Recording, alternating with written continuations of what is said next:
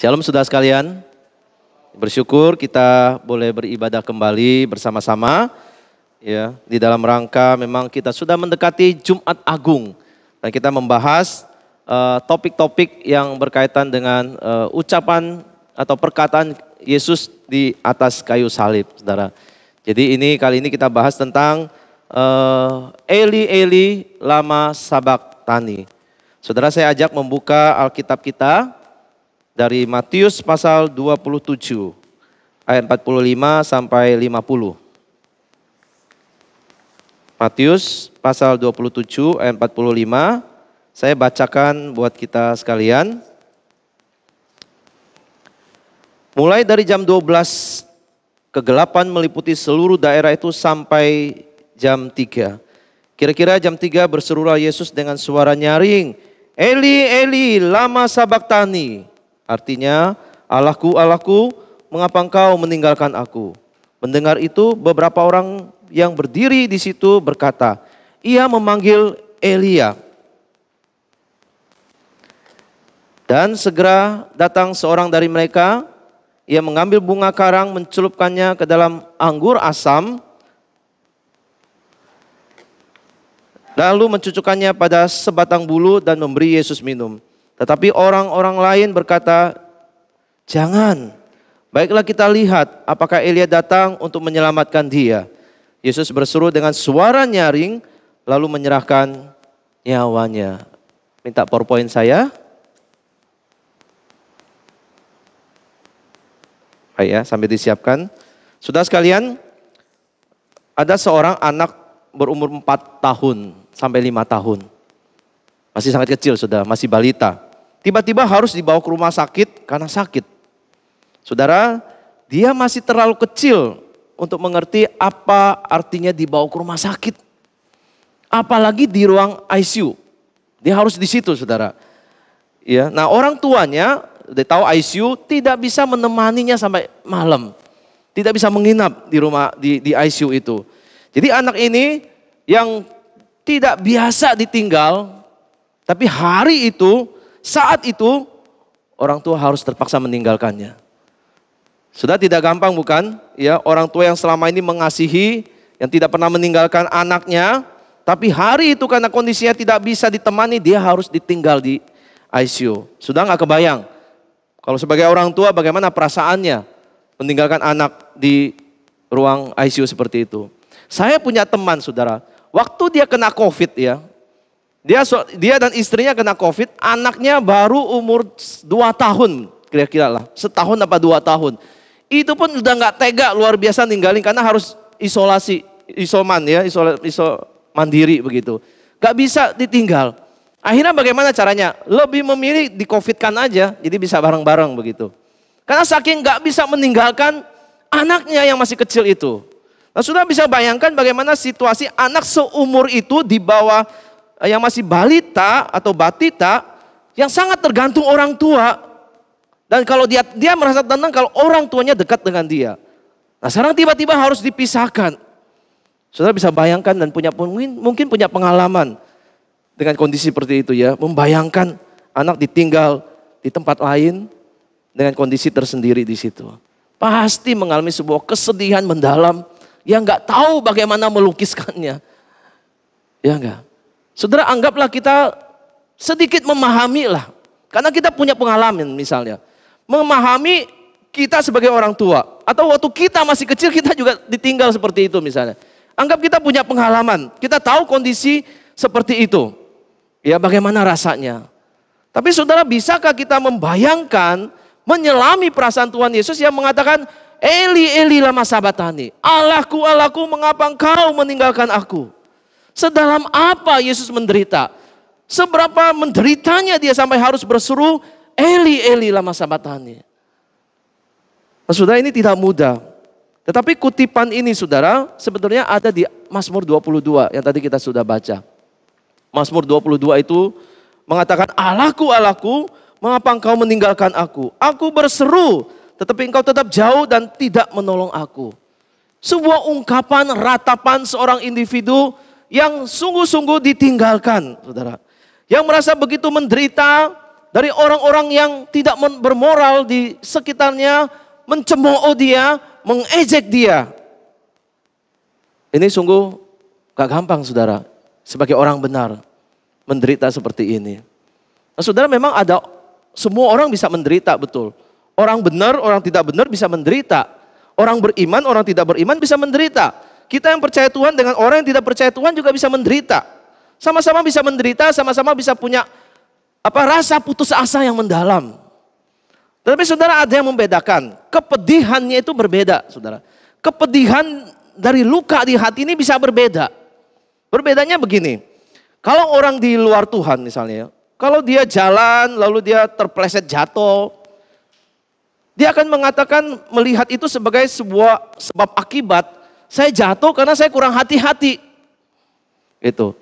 Atau kalau saya diperlakukan tidak adil sama orang, tiba-tiba saya dipukul orang gitu ya, ditimpa musibah, ya mungkin karena saya lagi sial katanya. Saya kurang beruntung hari ini. Bisnis saya mungkin lagi ditipu orang, saya lagi memang baik-baik tiba-tiba ketimpa musibah gitu. Mereka anggap itu sebab akibat, ada akibatnya sehingga terjadi begini. Nah, sebagai orang percaya, saudara, melihat penderitaannya, saudara, ada faktor Tuhan di dalamnya. Melihat faktor Tuhan. Dia percaya Tuhan dan dia menaruh besar harapannya pada Tuhan. Dia kan sebagai orang percaya soalnya. Dia berharap walaupun dia menderita, meskipun dia ditimpa masalah, dia merasa diperlakukan tidak adil, saya masih punya harapan, menaruh harapan saya pada Tuhan. Tuhan tolong saya dong. Saya percaya Tuhan, saya menaruh harapan Tuhan, balikkan keadaan ini menjadi lebih baik. Tuhan pulihkan keadaan ini. Tuhan lepaskan saya daripada penderitaan ini, lepaskan saya dari masalah ini. Orang percaya bisa melihat seperti itu, saudara. Menaruh harapan kepada Tuhannya. Tetapi saudara, sebagai orang percaya, kalau kita menderita seperti ini, harapan kita pada Tuhan, apa yang terjadi? Apa yang kita rasakan kalau Tuhan itu ternyata diam saja? Tuhan itu tidak menjawab kita, saudara. Kelegaan yang kita harapkan tidak dapat. Tuhan tidak berikan kepada kita. Kita berdoa, Tuhan tidak jawab. Kita meminta dengan berlutut di hadapan Tuhan, Tuhan tetap diam. Saudara, bukankah itu kepedihan lebih dalam yang kita rasakan? Orang yang kita harapkan saja, ternyata tidak bisa kita harapkan. Saudara, bayangkan betapa kecewanya. Orang yang kita harapkan ternyata justru tidak bisa kita harapkan. Saudara ya, Tuhan yang kita harapkan bisa membela, menolong kita. Seperti ungkapan pemazmur ini, justru ternyata Tuhan itu diam. Seruannya tidak mendapat tanggapan, doanya tidak dijawab oleh Tuhan. Malah ditambah lagi.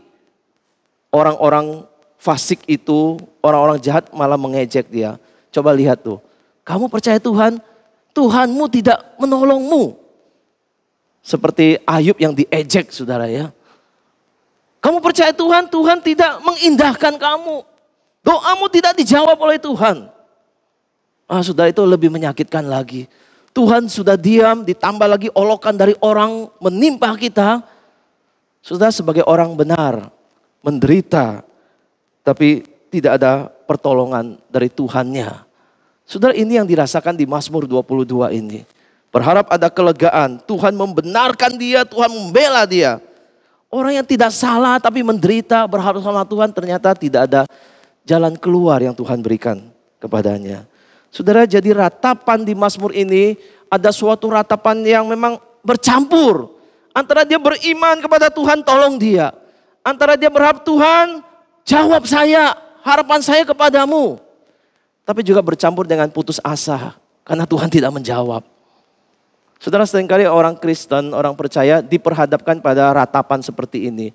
Ratapan yang bercampur berharap tapi putus asa. Beriman tapi juga tidak ada hasil yang kita bisa lihat dari iman kita. Ini ada di dalam ratapan Mazmur. Saudara, oleh sebab itu Matius yang menulis Injil ini, perikop ini, itu mengutip dari Mazmur untuk diterapkan pada penderitaan Kristus. Yesus sebagai orang yang benar, orang yang tidak berdosa, berseru kepada Allah. Tidak ada jawaban. Tidak ada jawaban. Tidak ada respon dari Allah. Eli, Eli, lama sabatani. Allahku, Allahku, mengapa engkau meninggalkan aku? Sampai detik terakhir. Tuhan tuh seperti diam, tidak bersuara, saudara. Saudara, penderitaan seperti ini sulit kita bisa ungkapkan, ekspresikan. Tetapi ini hanya bisa dialami oleh orang yang betul-betul di dalam keadaan seperti ini, seperti Kristus ini. Bagaimana rasanya ditinggalkan oleh Bapaknya. Saudara, Matius itu menggambarkan suasana yang mendukung penderitaan ini dengan kegelapan. Kegelapan selama 3 jam. Gak tahu apa yang terjadi 3 jam. Saudara, bukan hal yang cepat 3 jam gelap. Alkitab juga tidak mencatat detail apa sih yang terjadi selama 3 jam. Yang kita tahu ada seruan-seruan penderitaan Kristus seperti ini. Perkataan-perkataan, 7 perkataan di salib itu yang dicatat. Ya. Dan ini terjadi kegelapan selama 3 jam, saudara. Dan ini bukan gerhana matahari. Seorang ahli sejarah, orang kelahiran Yahudi bernama Yosefus, saudara. Dia mengatakan ini bukan gerhana matahari, saudara. Karena Paskah itu terjadinya di bulan purnama. Kalau gerhana matahari hanya bisa terjadi saat bulan baru. Menurut analisa dia di dalam sejarah ini. Jadi ini adalah pasti kegelapan ini ada tindakan spiritual, supernatural dari Allah. Saudara, kita lihat di dalam perjanjian lama, Tuhan pernah melakukan beberapa hal soal kegelapan ini.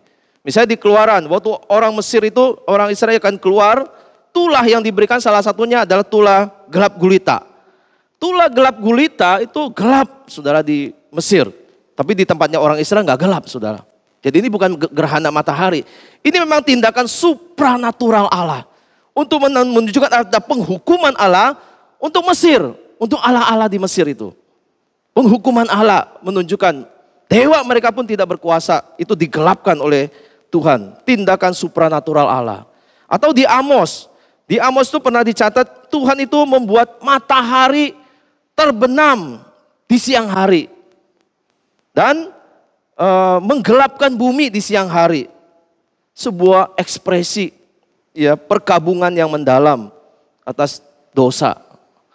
Jadi kegelapan ini dikaitkan dengan penghakiman sekaligus juga ekspresi kesedihan perkabungan yang mendalam, saudara.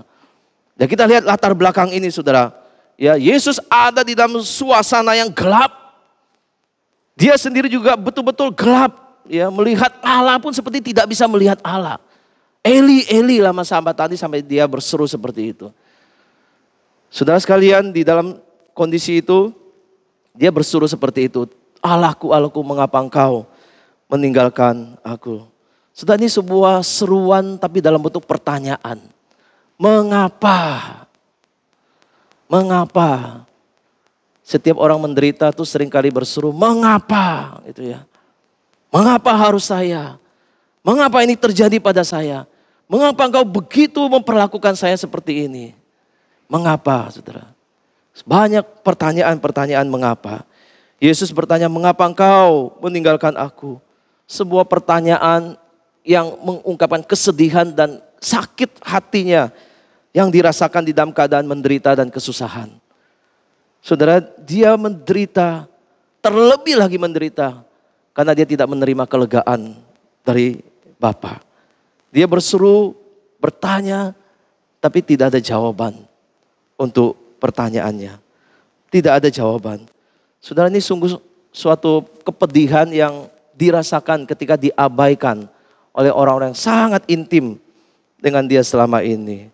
Saudara sekalian, seruan ini, Allahku, Allahku, mengapa engkau meninggalkan aku? Ini bisa menimbulkan tafsiran yang sangat berbeda. Makna yang sangat berbeda. Saudara, ada orang mengartikan, ada pengkhotbah yang mengartikan, Allahku, Allahku, mengapa engkau meninggalkan aku? Dia menyatakan ini bukti bahwa Allah Tritunggal itu punya pribadi yang terpisah-pisah. Punya pribadi yang terpisah-pisah seperti ibaratnya orang yang bercerai. Allah, Anak, dan Bapa itu seperti orang bercerai. Sudah bisa bayangkan orang yang bercerai, orang yang memang terpisah, orang yang memang tidak punya hubungan apa-apa lagi. Betul-betul gak ada hubungan sama sekali. Ada yang memandangnya seperti itu, saudara. Apakah itu bisa dipahami sebagai apa yang dikatakan Alkitab di ayat yang lain? Sudah, kalau kita melihat relasi Tuhan dengan Bapa,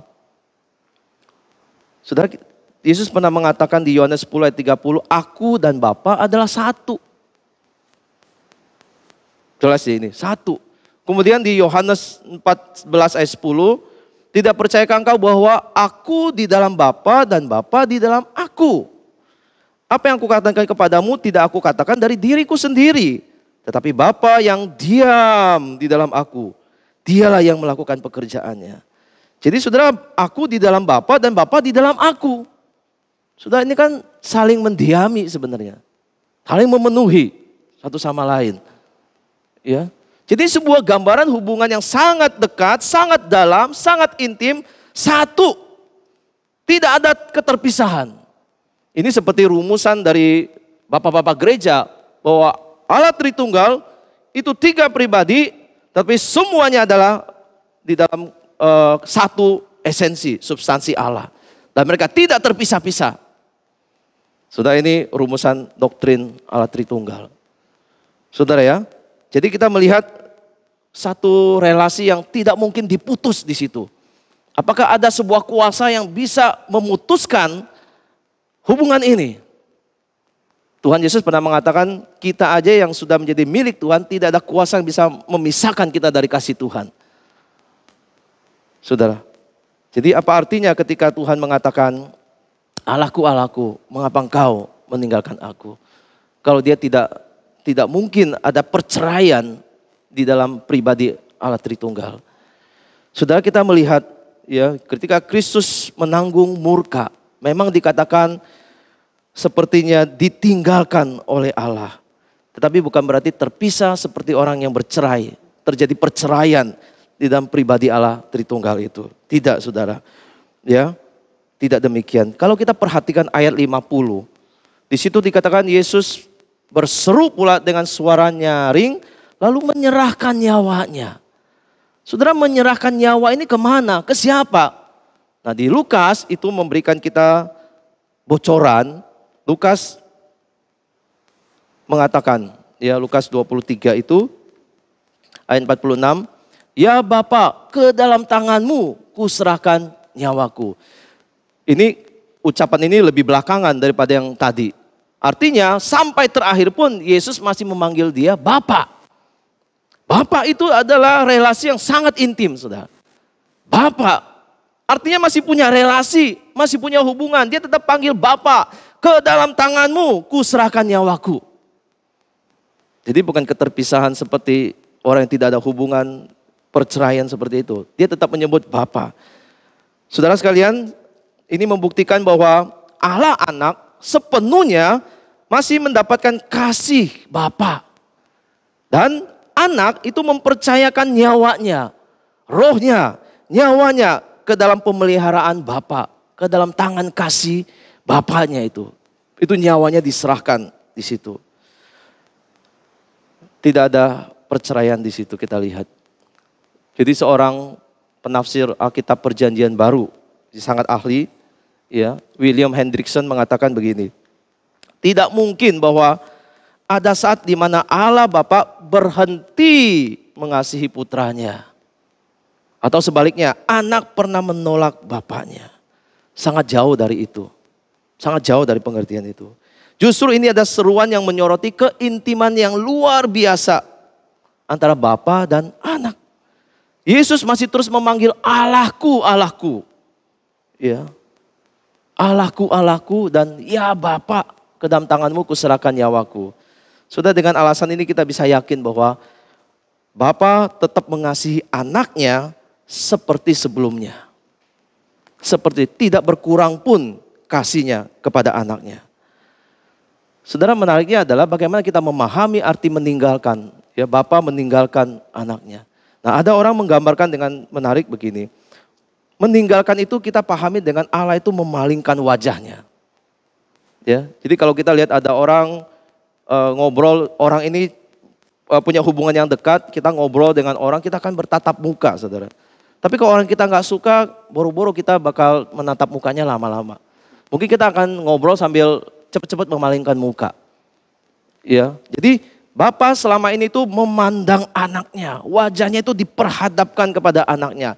Ini adalah simbol perkenanan, simbol berkenan Ya, Alkitab mengatakan itu 2 kali paling tidak Allah Bapa mengatakan, inilah anakku kepada Tuhan Yesus. Inilah anakku yang ku perkenan, dengarkanlah dia. Jadi Bapa itu berkenan kepada Allah dengan terus memandang, menghadapkan wajahnya kepada anaknya. Tetapi ketika dia menanggung dosa, anak Allah itu menanggung dosa manusia, Allah Bapa itu memalingkan wajahnya. Membalikkan wajahnya. Allah itu tidak mungkin tidak hadir, karena dia maha hadir. Ya, dia maha hadir. Dia memalingkan wajahnya, itulah gambar dia meninggalkan anaknya, saudara. Tapi dia ada di situ. Dia hanya memalingkan wajahnya. Seperti yang dikatakan di Habakuk, saudara, begini. Habakuk mengatakan, matamu, mata Tuhan, terlalu suci untuk melihat kejahatan. Dan engkau tidak dapat memandang kelaliman. Saudara, bahkan hari itu, saat itu Yesus tergantung di kayu salib, dia sedang menanggung dosa manusia. Dosa manusia.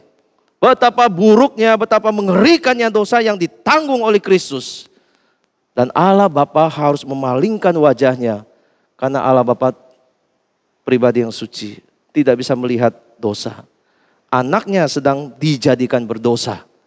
Bapa itu suci. Maka Bapa tidak bisa memandang kepada anaknya. Dia harus membelakangi. Karena anaknya sedang menjalankan hukuman. Menanggung dosa.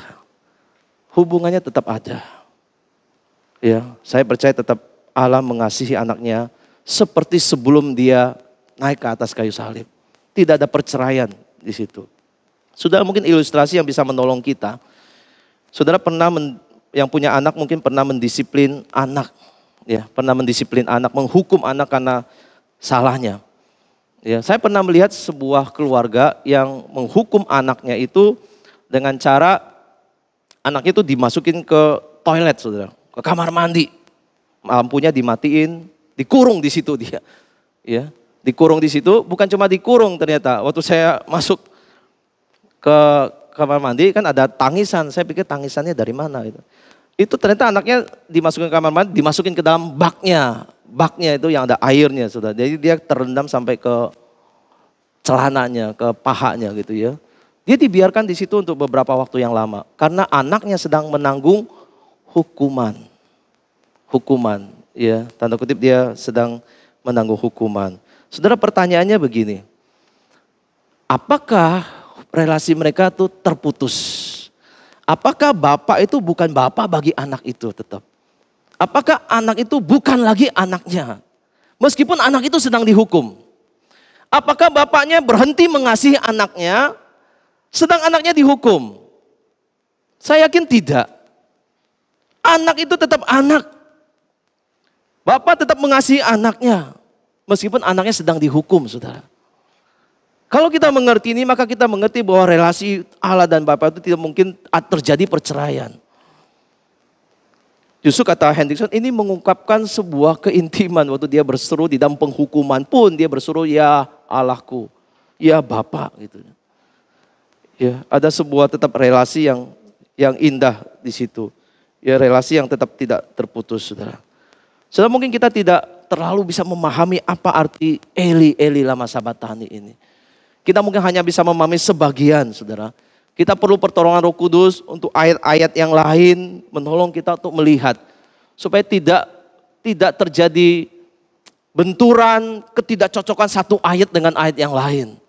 Di satu sisi ayat itu mengatakan aku di dalam Bapa, Bapa di dalam aku. Satu sisi lain kita harus mengerti bagaimana membaca Eli, Eli lama sabatani itu diartikan di dalam seluruh ayat-ayat yang tadi. Supaya terjadi kesalahpahaman. Sudah, maka saya tidak setuju dengan orang yang mengatakan di dalam pribadi Allah terjadi perceraian waktu di kayu salib itu. Tidak, karena bagi saya tetap melihat Bapa tetap mengasihi anaknya. Anak tetap anak, Bapa tetap Bapa bagi anak. Bapa tidak berhenti mengasihi anak hanya karena anak sedang dihukum. Anak juga mengasihi orang tuanya meskipun anak tahu anak itu sedang dihukum. Saudara sekalian, biarlah sungguh-sungguh kita tidak disalah mengerti oleh tafsiran-tafsiran yang lain. Kita boleh mengerti bagaimana hubungan Allah dan Bapa ini begitu dalamnya, begitu intimnya. Saudara, prajurit-prajurit ini juga salah mengerti ayat ini. Ya, Eli, Eli lama sabatani, apa artinya? Buat prajurit itu juga mereka salah mengerti. Mereka mengertinya begini, Yesus sedang memanggil Elia. Yesus sedang memanggil Elia untuk datang menyelamatkan dia. Itu yang mereka pahami. Itu yang mereka tafsirkan. Mereka tafsirkan, mereka artikan dari perkataan Yesus, Eli, Eli, lama sabatani itu. Saudara, kita tahu Elia. Ya, Elia itu kan naik ke surga tanpa mengalami kematian jasmani. Dia naik ke surga, saudara. Jadi orang Yahudi itu percaya bahwa nanti kalau dia naik ke surga, dia bisa turun lagi untuk menyelamatkan. Nah, itu ada sebuah pemikiran seperti itu. Elia berkuasa naik ke surga juga datang kembali untuk menyelamatkan mereka yang di dalam kesusahan besar. Makanya di dalam Maliaki itu pernah menulis ayat seperti ini, saudara. Ya, sesungguhnya aku akan mengutus Nabi Elia kepadamu, ya, menjelang datangnya hari Tuhan yang besar dan dahsyat itu. Jadi mungkin prajurit ini sedang melihat hari itu tuh hari yang dahsyat. Hari Tuhan yang besar. Lalu mengharap-harap ada Elia segera datang. Karena ada ayat ini di dalam perjanjian lama. Saudara, mereka berusaha untuk mempertahankan Yesus tetap hidup. Ya, waktu Yesus haus, ya, sini tidak ada di ayat ini. Yesus ada salah satu perkataan di salib, aku haus itu cepat-cepat langsung di sini dikatakan mencelupkan anggur asam lalu mencucukkannya pada sebatang bulu, memberi Yesus minum. Tujuannya apa, saudara? Mempertahankan supaya Yesus tetap hidup. Yesus tidak boleh mati. Yesus harus turun dari salib. Dan mereka paling tidak mempertahankan Yesus hidup sampai Elia datang melepaskan dia. Nah, saudara, ini sebuah ironi. Mereka ingin tetap Yesus hidup, tapi Yesus justru ingin menyerahkan nyawanya untuk mati. Orang mengharapkan Yesus tetap hidup kalau bisa turun dari salib dalam keadaan hidup. Itu baru benar-benar Mesias.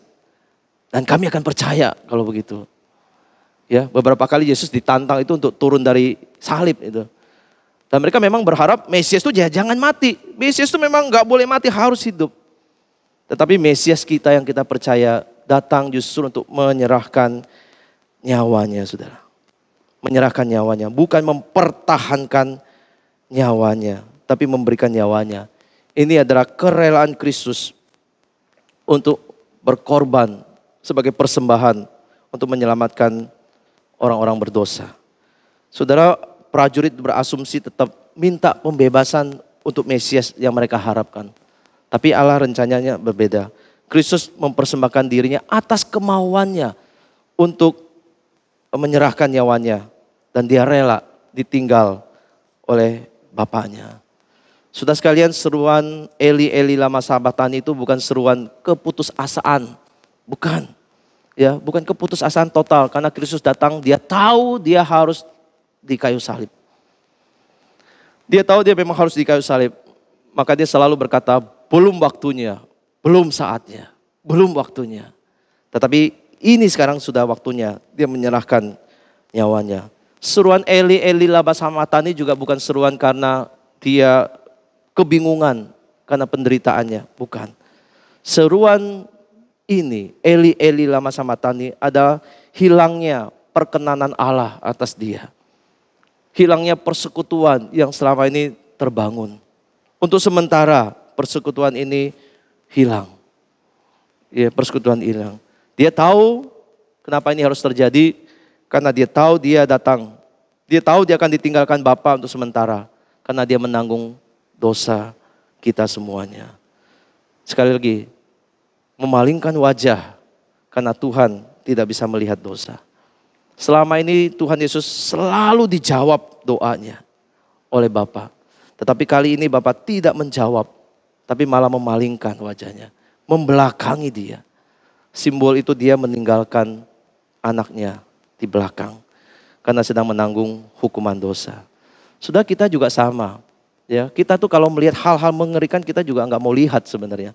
Ya, kita reaksi kita akan cepet tutup mata gitu ya, atau kita berpaling wajah. Kalau kita melihat hal mengerikan, kita akan bereaksi hal sama. Dan anak Allah sedang menanggung dosa yang mengerikan. Maka Bapaknya memalingkan wajahnya. Dia matanya terlalu suci, kata Habakuk. Terlalu suci untuk melihat kelaliman. Maka dia membelakangi, memalingkan wajahnya. Saudara sekalian, Bapa harus meninggalkan anaknya. Mengapa demikian, saudara? Mengapa Kristus harus mengalami ini? Kalau kita lihat, dia tidak bersalah. Pengadilan tidak bisa membuktikan dosanya. Tapi kenapa dia harus mengalami ini semuanya? Di atas kayu salib dia mengalami penderitaan fisik. Saudara tahu penderitaan fisik, penganiayaan Romawi itu ada penganiayaan paling kejam di dalam sejarah dunia ini.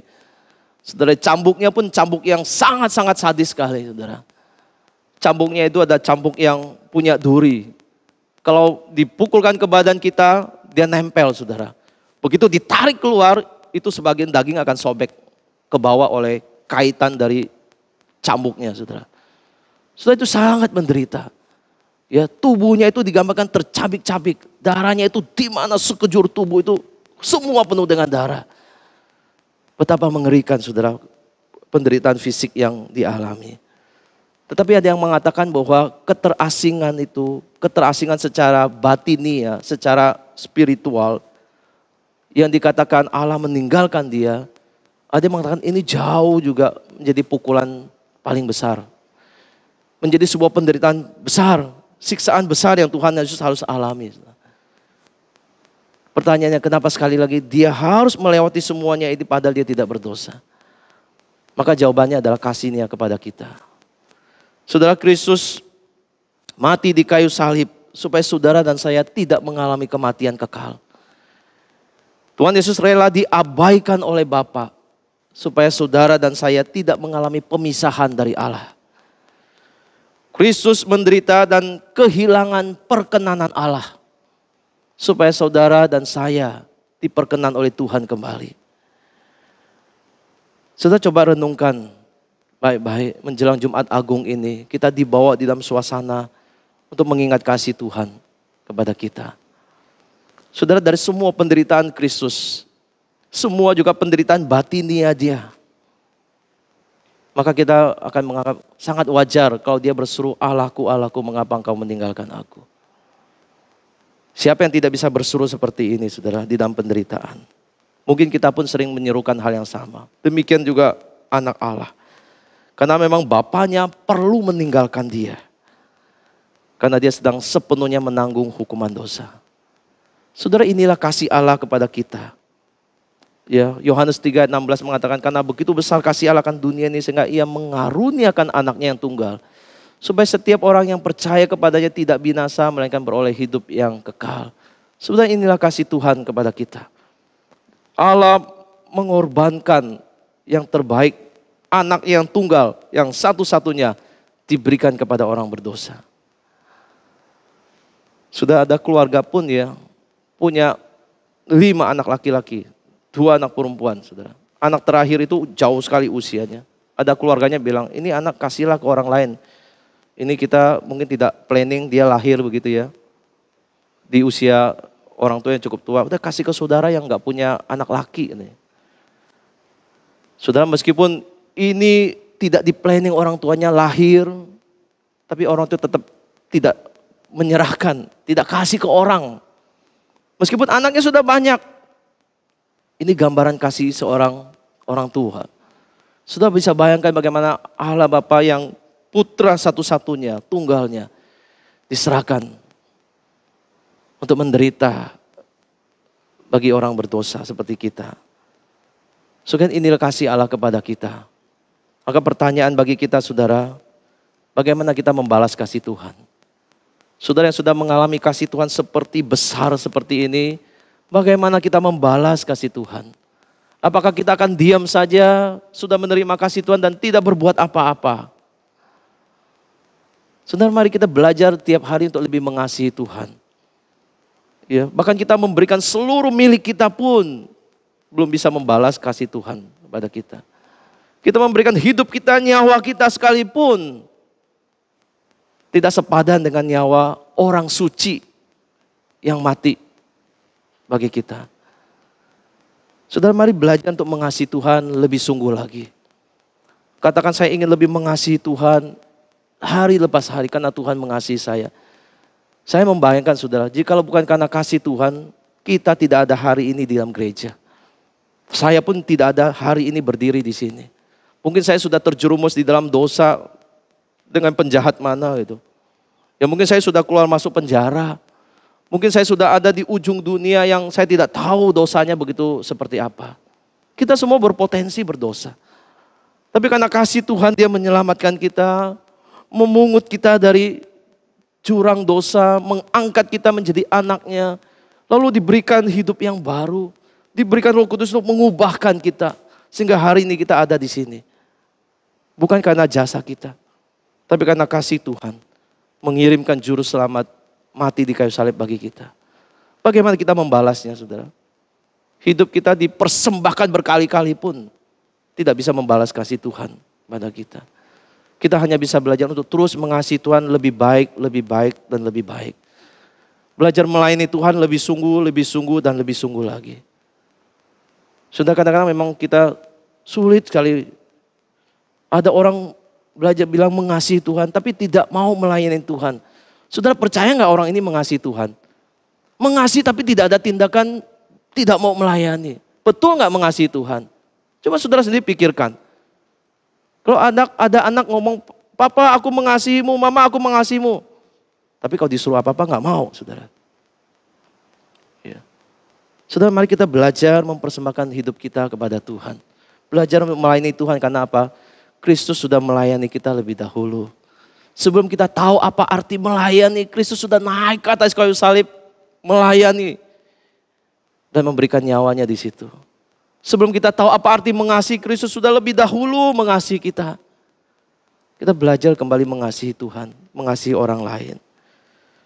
Saudara, mari kita belajar melayani, belajar untuk beribadah dengan sungguh-sungguh. Saudara yang selama ini sudah beribadah di rumah, ya, dengan sikap yang mungkin tidak terlalu ideal untuk beribadah. Saudara, mari kalau gereja sudah buka, kembalilah beribadah ke gereja. Seperti ini kita beribadah. Untuk mengungkapkan apa? Kasih kita kepada Tuhan. Kasih kita kepada Tuhan. Aku beribadah, aku melayani. Aku mempersembahkan talentaku, hidupku kepada Tuhan. Untuk melayani Tuhan. Saudara, kita akan mengingat terus Jumat Agung semakin dekat. Merayakannya, memperingatinya. Mari kita lebih sungguh-sungguh lagi mengasihi Tuhan. Kalau hati mengasihi Tuhan, maka semua yang kita punya kita akan berikan kepada Tuhan. Saya percaya itu. Karena kita sungguh-sungguh mengasihi Tuhan. Biar Tuhan memberkati kita. Saja kita untuk menyanyikan